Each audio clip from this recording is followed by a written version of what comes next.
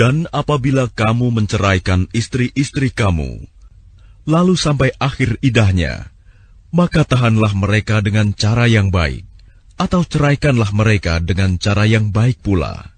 Dan janganlah kamu tahan mereka dengan maksud jahat untuk menzalimi mereka. Barang siapa melakukan demikian, maka dia telah menzalimi dirinya sendiri. Dan janganlah kamu jadikan ayat-ayat Allah sebagai bahan ejekan. Ingatlah nikmat Allah kepada kamu, dan apa yang telah diturunkan Allah kepada kamu, yaitu kitab Al-Quran dan hikmah sunnah, untuk memberi pengajaran kepadamu.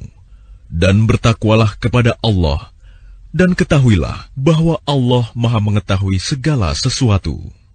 Dan apabila kamu menceraikan istri-istri kamu, lalu sampai idahnya, maka jangan kamu halangi mereka menikah lagi dengan calon suaminya. Apabila telah terjalin kecocokan di antara mereka dengan cara yang baik, itulah yang dinasihatkan kepada orang-orang di antara kamu yang beriman kepada Allah dan hari akhir. Itu lebih suci bagimu dan lebih bersih. Dan Allah mengetahui, sedangkan kamu tidak mengetahui. Dan ibu-ibu hendaklah menyusui anak-anaknya selama 2 tahun penuh, bagi yang ingin menyusui secara sempurna. Dan kewajiban ayah menanggung nafkah dan pakaian mereka dengan cara yang patut. Seseorang tidak dibebani lebih dari kesanggupannya. Janganlah seorang ibu menderita karena anaknya, dan jangan pula seorang ayah menderita karena anaknya. Ahli waris pun berkewajiban seperti itu pula. Apabila keduanya ingin menyapih dengan persetujuan dan permusyawaratan antara keduanya, maka tidak ada dosa atas keduanya. Dan jika kamu ingin menyusukan anakmu kepada orang lain, maka tidak ada dosa bagimu memberikan pembayaran dengan cara yang patut. Bertakwalah kepada Allah, dan ketahuilah bahwa Allah Maha melihat apa yang kamu kerjakan. Dan orang-orang yang mati di antara kamu, serta meninggalkan istri-istri, hendaklah mereka istri-istri menunggu 4 bulan 10 hari. Kemudian apabila telah sampai akhir idah mereka, maka tidak ada dosa bagimu mengenai apa yang mereka lakukan terhadap diri mereka menurut cara yang patut.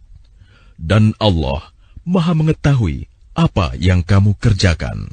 Dan tidak ada dosa bagimu meminang perempuan-perempuan itu dengan sindiran, atau kamu sembunyikan keinginanmu dalam hati. Allah mengetahui bahwa kamu akan menyebut-nyebut kepada mereka, tetapi janganlah kamu membuat perjanjian untuk menikah dengan mereka secara rahasia, kecuali sekedar mengucapkan kata-kata yang baik.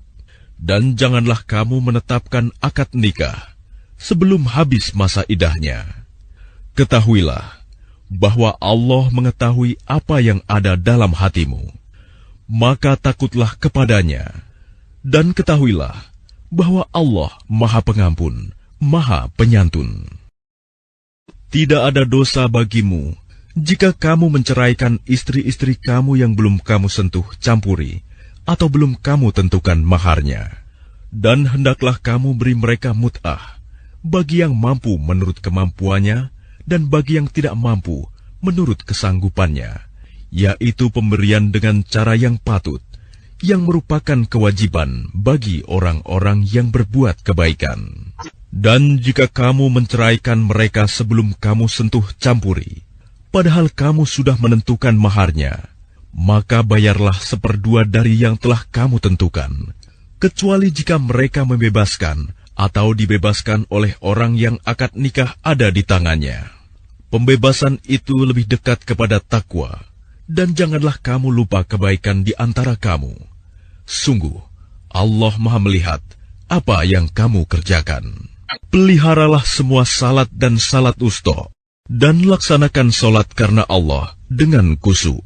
Jika kamu takut ada bahaya, solatlah sambil berjalan kaki atau berkendaraan. Kemudian apabila telah aman, maka ingatlah Allah, solatlah, sebagaimana Dia telah mengajarkan kepadamu apa yang tidak kamu ketahui. Dan orang-orang yang akan mati di antara kamu dan meninggalkan istri-istri, hendaklah membuat wasiat untuk istri-istrinya, yaitu nafkah sampai setahun tanpa mengeluarkannya dari rumah.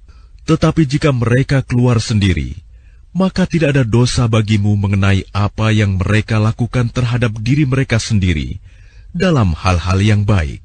Allah Maha Perkasa, Maha Bijaksana.